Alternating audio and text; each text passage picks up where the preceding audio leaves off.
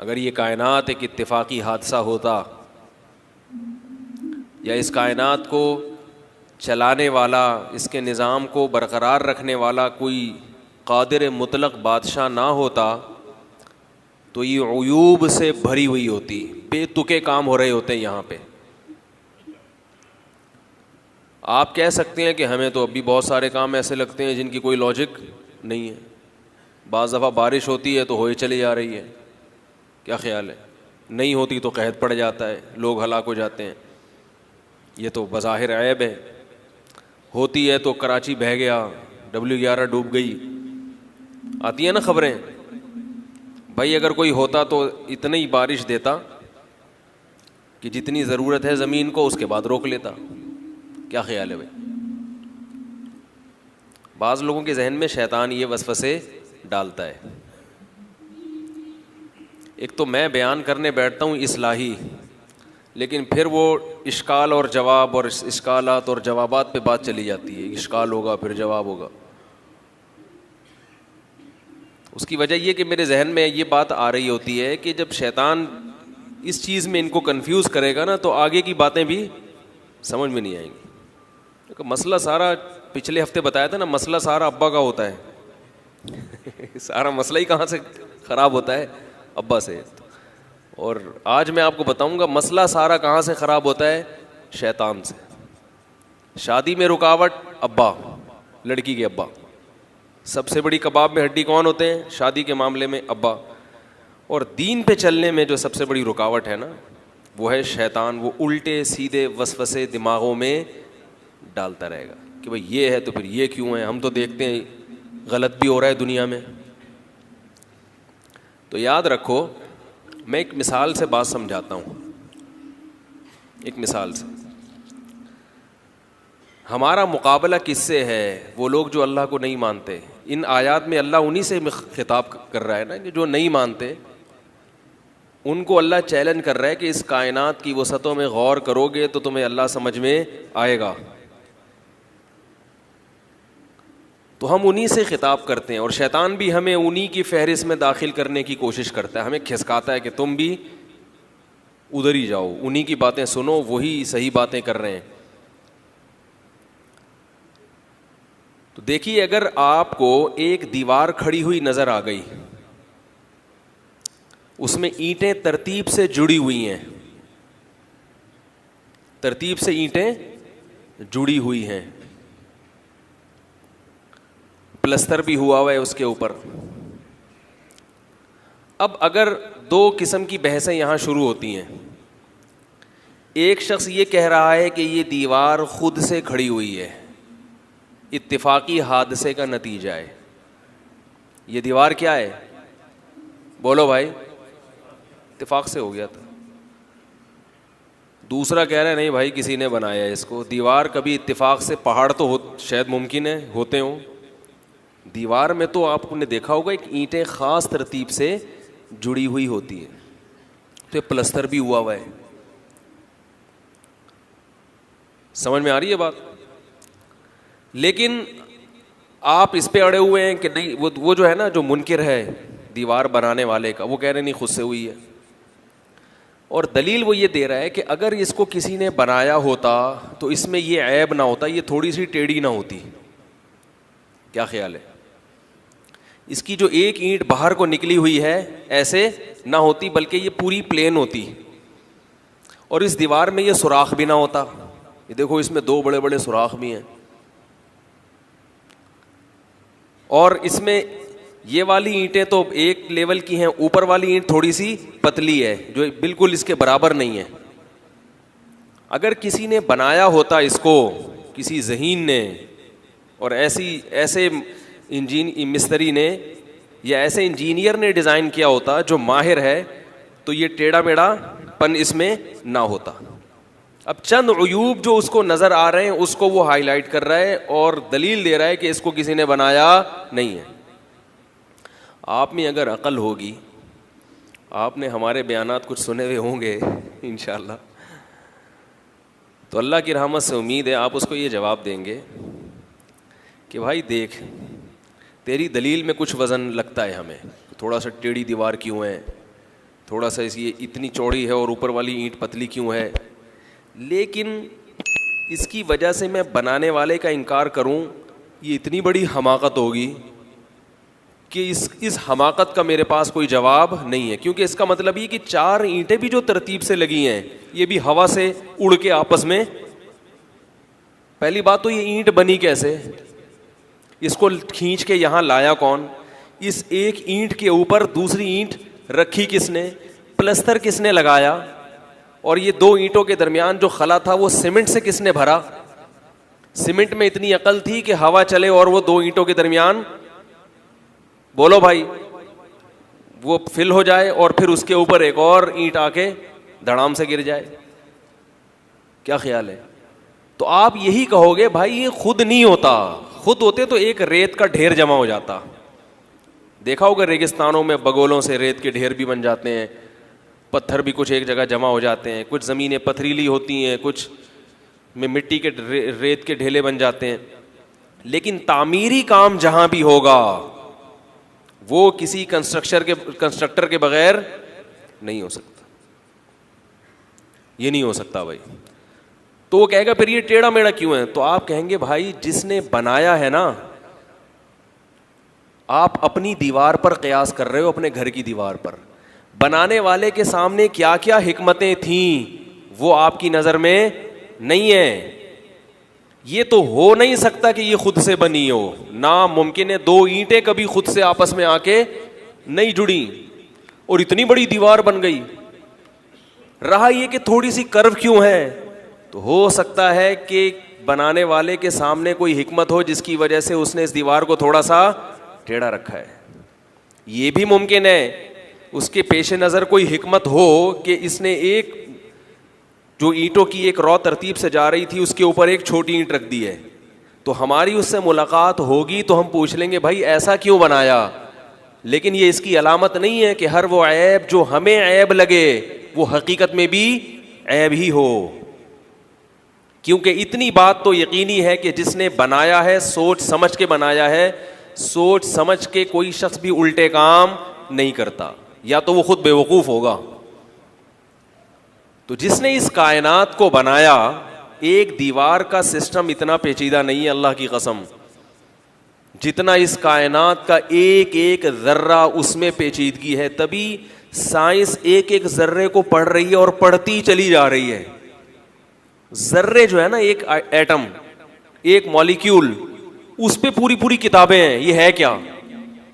बेकार चीजों पे जिसमें कोई डिजाइनिंग नहीं होती कोई किताब लिखता है? आप किसी को पत्थर पकड़ा दें, इस पे किताब लिखोगे, इस पे क्या लिखें किताब भाई? कोई इमारत बताओ। लेकिन ये हकीकत है कि इलेक्ट्रॉन, न्यूट्रॉन, प्रोटॉन का जो एक सिस्टम है ना मॉलिक्यूल के अंदर, एक जर्रे के अंदर, एक एटम के अंदर, मॉलिक्यूल के अंदर नहीं, एक एटम के अंदर, तो उसके अंदर जो इतना पेचीदा सिस्टम है, फिर उस पर पॉजिटिव चार्ज भी होता है और नेगेटिव चार्ज भी होता है। जैसे निज़ाम शमसी है ना, पूरा एक सूरज मरकज है और ये सब घूम रहे हैं, ऐसे ही जर्रे को जब आप तोड़ेंगे तो न्यूक्लियस निकलेगा उसके अंदर और इलेक्ट्रॉन उसके गिर्द घूम रहे होंगे। उस इलेक्ट्रॉन को वहां से हटाना ये किसी के बाप में दम नहीं है। उसको हटा देंगे, उसकी माहियत चेंज हो जाएगी, और माहियत और हकीकत चेंज नहीं होती। आप देख लो, सोना, ये जो जितनी भी धातें हैं इनको सोना बनाने की कोशिश की। सोने का जो फॉर्मूला है ना गोल्ड का, भाई गोल्ड का एक फॉर्मूला होगा ना कि इसमें इतने इलेक्ट्रॉन होते हैं उसके और इतने प्रोटॉन होते हैं, तो वही अगर आप किसी और चीज़ में ले आएंगे तो गोल्ड बन जाएगा। लेकिन नहीं बन रहा, बन रहा है भाई। एक जर्रा लो किसी चीज़ का, साइंसदानों ने तोड़ दिया ना एक जर्रे को, खुर्दबीनों से देख लिया भाई ये जर्रा है, तो उसके इलेक्ट्रॉन यहाँ से जोड़ो, उधर लगा दो, क्या ख्याल है? ऐसे जोड़ जोड़ के सोना बनाते रहो, नहीं बनेगा। हमारे उस्ताद कहते थे ना कि हमने एक दिन उस्ताद से पूछा कि हाइड्रोजन डाइऑक्साइड जो है, 2 हाइड्रोजन के एक ऑक्सीजन के, इतना आसान है पानी, तो हाइड्रोजन तो बहुत है दुनिया में, ऑक्सीजन भी बहुत है। ये साइंसदान यहाँ से 2 हाइड्रोजन 2 ऑक्सीजन पकड़ के सिलेंडर भर भर के तालाब भर दें। भाई सिलेंडर में 2 हाइड्रोजन के डालें, एक क्या करें, ऑक्सीजन का डालें, और आपस में ग्राइंडर मशीन चलाएं उसके अंदर। क्या ख्याल है? या वॉशिंग मशीन में डाल दें ये गैसों को, वो जब घूमेगा थोड़ी देर में क्या हो जाएगा, पानी बन जाएगा। नहीं बनेगा। अगर इतना आसान होता तो पानी की कभी दुनिया में कमी ना होती, क्योंकि ऑक्सीजन भी बहुत है, हाइड्रोजन भी बहुत है दुनिया में। इनको भी इस तरतीब से जोड़ना ये किसका काम है, अल्लाह का। साइंस अगर जोड़ेगी तो बहुत टाइम लगेगा, बहुत मसारिफ खर्च होंगे इसके ऊपर। तो इतनी बात तो है कि इस दीवार को किसी ने बनाया है, बाकी इसमें जो टेढ़ापन है, तो भाई ये टेढ़ा आपको लग रहा है, इसमें कोई हिकमत है। ये जो सुराख इसमें नजर आ रहे हैं, मुमकिन है झांकने के लिए हो, देखने के लिए हो कि दीवार के पीछे हो क्या रहा है। जब आपके सामने हिकमत होती है किसी चीज की, तो फिर आप फैसला कर पाते हो कि ये सही है या गलत। तो इस कायनात की वुसअतों में आप गौर करेंगे, अगर कोई चीज आपको ऐबदार नजर आ रही है तो आप किसी अक्लमंद से पूछेंगे, वो आपको बताएगा ये आपको ऐब लग रहा है, हकीकत में ये ऐब नहीं है, इसके पीछे बहुत सारी हिकमतें हैं, मसलहतें हैं। तो ये दिमाग इतनी बड़ी फिल्म है कि इसको खुद पता है कि मैं बहुत बड़ी फिल्म हूँ, क्योंकि ये खुद अपने आप को, बाज़ लोग कहते हैं ना यार मुझे खुद समझ में नहीं आता मैं क्या बनाऊं, तो ये दिमाग खुद फैसला करता है कि भाई मुझे खुद नहीं पता कि मैं क्या हूं, वाकई मैं बहुत बड़ी। तो इतना बड़ा अजीब दिमाग बना दिया और पूरे जिस्म को कंट्रोल कर रहा है वो। आपकी उंगली में कोई सुई चुभती है, दिमाग फौरन ऑर्डर कर देता। और ये दिमाग सिर्फ सोचता नहीं है, महसूस नहीं करता, ऑर्डर भी करता है। आपने जो बायोलॉजी जिन्होंने पढ़ी है, रिफ्लेक्ट एक्शन का एक इस्तिलाह आपने सुनी होगी कि बाज़ दफ़ा ऐसा होता है कि दिमाग में कुछ पुर्जे अल्लाह ने ऐसे लगा दिए हैं कि वो हम इस्तेमाल खुद से नहीं करते, वो खुद से इस्तेमाल हो जाते हैं। देखो मैं जो जितनी बातें कर रहा हूँ सोच सोच के बोल रहा हूँ ना, ये वो एक्शन है जो मैं अपने इख्तियार से कर रहा हूँ। कुछ एक्शन दिमाग के ऐसे हैं कि जिसमें दिमाग आपसे पूछता नहीं है, वो खुद सोचता भी है और खुद ऑर्डर भी कर देता है। इतना पेचीदा सॉफ्टवेयर भी अल्लाह ने दिमाग में इंस्टॉल किया हुआ है, ऑटोमेटिक तरीके से काम करेगा। ऑटोमेटिक मशीनें भी क्या खुद भी ईजाद हो जाती हैं?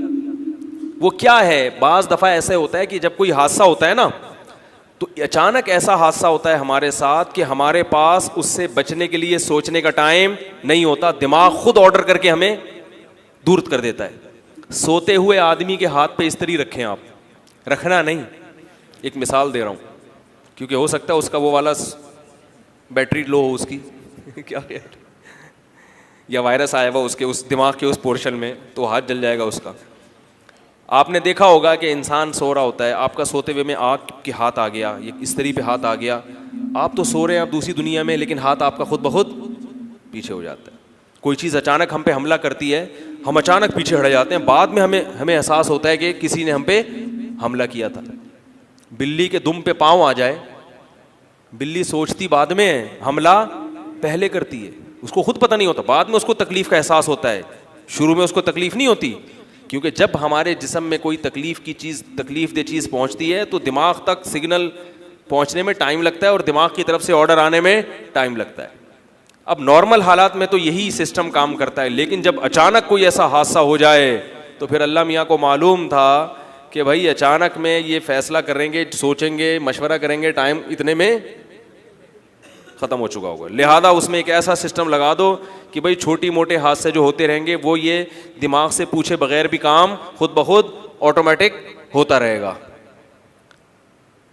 ये भी ऐसे ही हो गया, एवं पंजाबी में कहते हैं ना एवं, तो ये एवं ही हो गया, खुद ब खुद हो गया, ऐसे कैसे हो सकता है? फिर आंखें हैं, फिर दिल है, फिर दिमाग है, फिर जिगर है, फिर फेफड़े हैं, फेफड़ों में आप छलनी, कैसी ज़बरदस्त छलनी लगी हुई है उसमें, कैसी ज़बरदस्त छलनी है फेफड़ों, गुर्दों में, सॉरी फेफड़ों में कहाँ से आ गई छलनी है? आप लोग भी हूँ करते रहा करो हर बात। गुर्दों में फिल्टर करते हैं कि नहीं करते?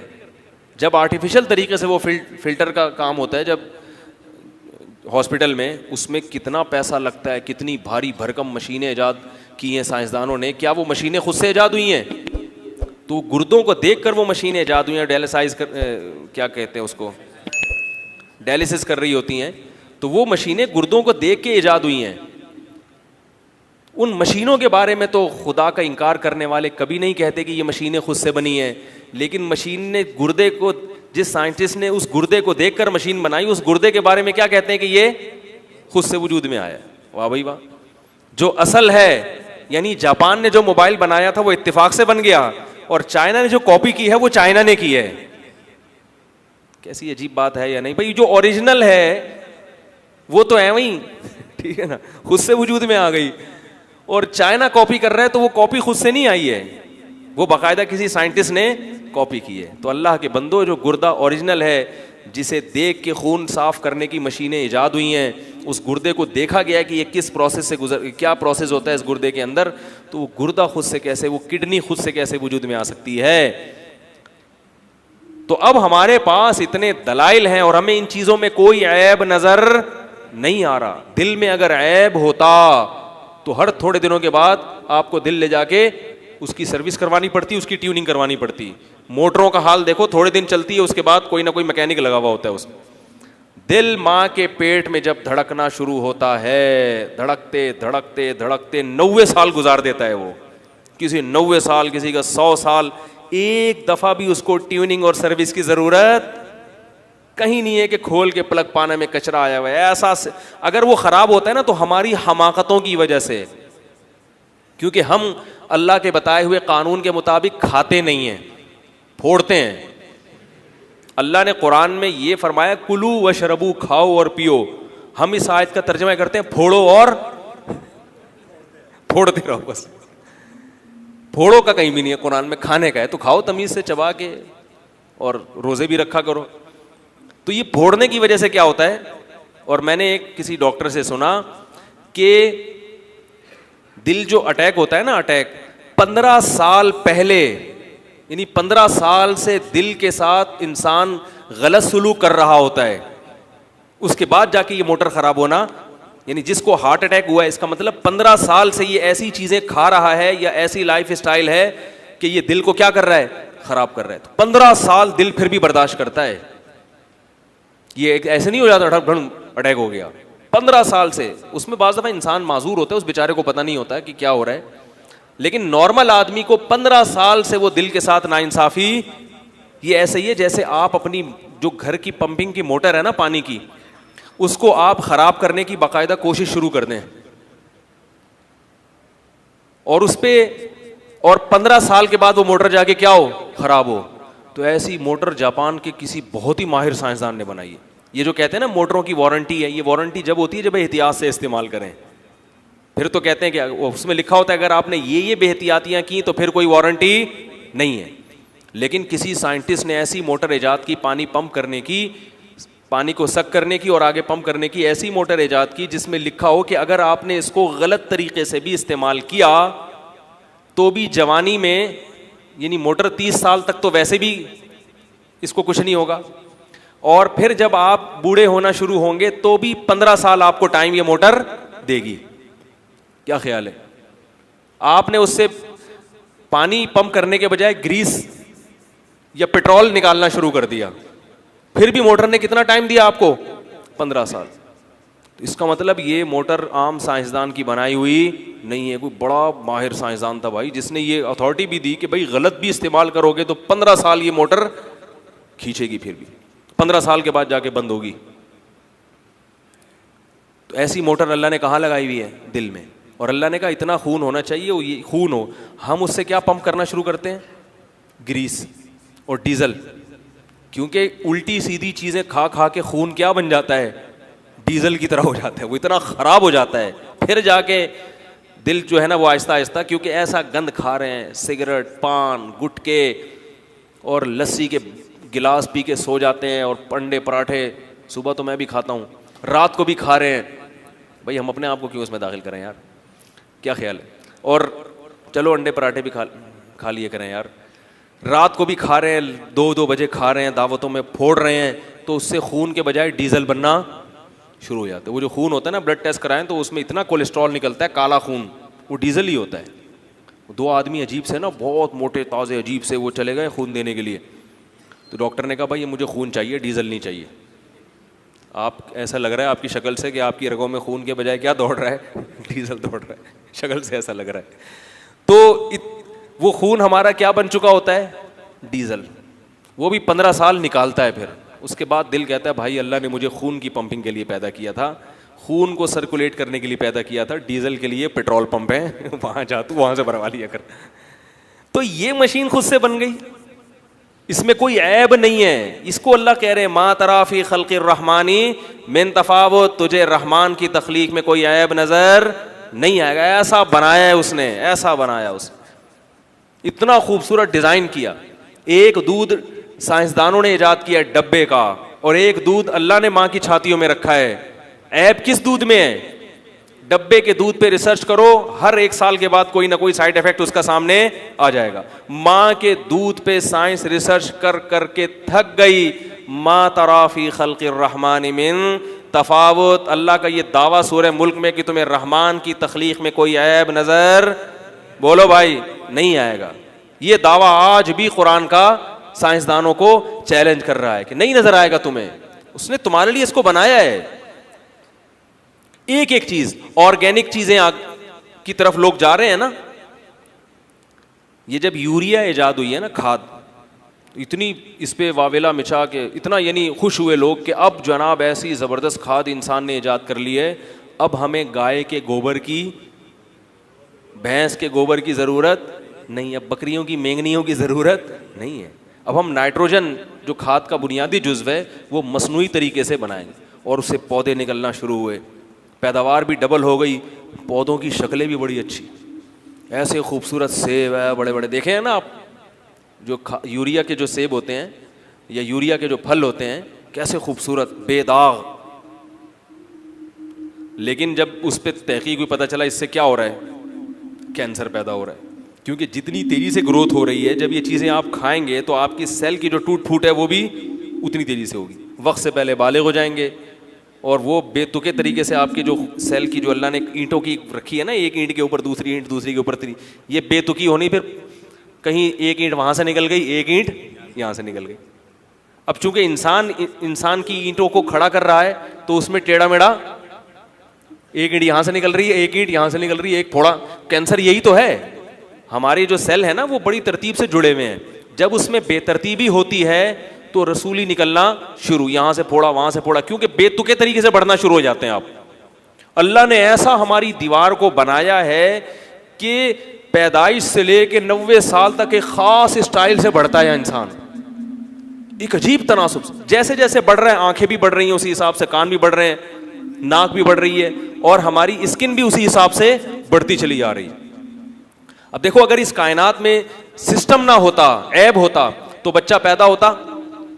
अब बच्चा ऐसी चीजें खा रहा है जो स्किन के लिए फायदेमंद नहीं है लेकिन मसल के लिए फायदेमंद है, तो स्किन उतनी रह जाती और बच्चा थोड़े दिनों में अपनी खाल के अंदर घूमना शुरू हो जाता। हम डॉक्टर के पास जाते हैं, डॉक्टर साहब ऐसी चीजें दो जो स्किन को भी बड़ा करें, क्या ख्याल है? ये तो जैसे एक थैला है ना, थैले के अंदर आपने एक गुब्बारा रख दिया, अब उस गुब्बारे को फुला रहे हैं तो थैला तो उतने का उतना ही रहेगा, गुब्बारा फूल फूल के क्या हो जाएगा, या तो फट जाएगा, उसको जगह चाहिए। तो अल्लाह ताला ने हमारे ऊपर एक खाल का थैला चढ़ा दिया और ऐसा सिस्टम रखा कि जैसे जैसे बड़े होगे तुम्हारी खाल भी उसी हिसाब से बढ़ती चली जाएगी, उसी हिसाब से बढ़ती चली जाएगी, हर चीज उसी हिसाब से। तो भाई ये इससे बेहतर इंतजाम और नज्म ज़ब्त हो नहीं सकता, ना मुमकिन है। नाक भी उसी हिसाब से बढ़ेगी, आंखें भी, पलकें भी। और ये जो अल्लाह का सिस्टम है ना कि फिर बुढ़ापा आना शुरू होता है, ये भी अल्लाह का एक निज़ाम है। तो मैं इस तरफ आता हूं जल्दी से कि अब अगर हमें कायनात में कोई ऐब नजर आ रहा है तो याद रखो ये बनाने वाले की गलती और कसूर नहीं है, ये हमारी सोच की गलती है कि जो चीज़ ऐब नहीं है हमें कम इल्मी और कम फहमी की वजह से वो क्या लग रही है ऐब। अगर ऐब होता तो दिमाग में क्यों नहीं है, ब्लॉकेज क्यों नहीं है? दिमाग में तो ज़रा सी ब्लॉकेज हो ब्रेन हेमरेज हो जाता है। इतने साल तक वो जो रगों का गुच्छा बना के खोपड़ी में फिट किया गया था, वो 50 साल, 60 साल, 70 साल, 80 साल बगैर किसी ट्रीटमेंट के कैसे चल जाता है? वो जो अल्लाह ने एक मोटर पंपिंग की हमारे सीने में फिट की है, वो बगैर किसी ट्यूनिंग और किसी मैकेनिक और सर्विस के पास, सर्विस स्टेशन जाए बगैर या उसकी सर्विस करवाए बगैर, वो कैसे 60-70 साल निकाल देती है वो मशीन। और वो मशीन को ईंधन किससे मिल रहा है? रोटी से, दूध से। दोनों में कोई मुनासबत है? आप ये जो मोटरें हैं जो पंपिंग कर रही है, इस पे रोटी डाल तो चलेगी है? नहीं चलेगी, नहीं चलेगी। कैसा अजीब निज़ाम है। वफ़ी अनफुसिकुम, फरमाया अपनी ज़ात में गौर करो। अफला तुबसिरून, क्या अंधे हो, तुम्हें नज़र नहीं आता? तो अल्लाह ने कुरान में ये दावा किया है कि लौ कानल बहरु मिदादल लिकलिमाति रब्बी लनफिदल बहरु क़ब्ला अन तनफद कलिमातु रब्बी वलौ जीना बिमिस्लिही मददा। फरमाया सारे समंदर अगर स्याही बन जाएं और सारे दरख्त अगर कलम बन जाएं और वो अल्लाह की तारीफ़ करना शुरू करें एक एक चीज़ की, अल्लाह तूने आँख ऐसी अजीब बनाई है, उस पर किताबें लिखना शुरू करें कि अल्लाह ने आँख में अल्लाह की ये कुदरत है, नाक में ये कुदरत है, बालों में ये कुदरत है, इंसान की खोपड़ी में अल्लाह के ये कमालात हैं, और फिर पहाड़ों की तरफ आओ, फिर ज़मीन की तरफ आओ, फिर बारिश के निज़ाम की तरफ आओ। अल्लाह फरमाते हैं सारे समंदरों की स्याही ख़त्म हो जाएगी और सारे कलम घिस घिस के ख़त्म हो जाएंगे, और फिर हम इन जैसे मज़ीद समंदर भी पैदा कर दें, ये ख़त्म हो जाएंगे। माँ नफ़िदत कलिमात रब्बी, मगर तेरे रब की जो तारीफ़ी कलिमात हैं और तेरे रब की तारीफ़ में जो किताबें लिखी जाएंगी वो तारीफ़ का कलिमात ख़त्म होने वाले नहीं हैं। तुम खुद कहोगे अल्लाह अभी बहुत कुछ बाकी रह गया है, बहुत कुछ बाकी रह गया है। तो अब इसके बाद भी अगर कायनात में कोई ऐब नजर आता है, कोई दीवार हमें टेढ़ी मेढ़ी नजर आती है, इसका मतलब है कि भाई ये टेढ़ी नहीं है, हमें लग रही है, इसमें कोई हिकमत है जो हमें समझ में, कुछ हिकमतें तो सरसरी गौर से समझ में आ जाती हैं, कुछ हिकमतें ऐसी हैं कि वो हमें समझ में नहीं आती। तो इसका मतलब ये है कि भाई हमारी समझ इतनी नहीं है कि हम हर चीज़ की हिकमत समझ सकें, क्योंकि हम खुदा नहीं हैं। इसलिए याद रखो, दहरिए का जो एथियस्ट लोग होते हैं ना, खुदा के मुनकिर, उनके हर इश्काल का जवाब देना ना मुसलमानों की जिम्मेदारी है और ना हर इश्काल का जवाब अल्लाह ने इंसानों को बताया है। और हर बातिल फ़िरक़े की ये बात है, हर बातिल फ़िरक़ा जो आप पर इश्कालात कर रहे हैं, इस इश्काल का जवाब, इस इश्काल का जवाब, इस इश्काल का जवाब, हर इश्काल का जवाब नहीं होता।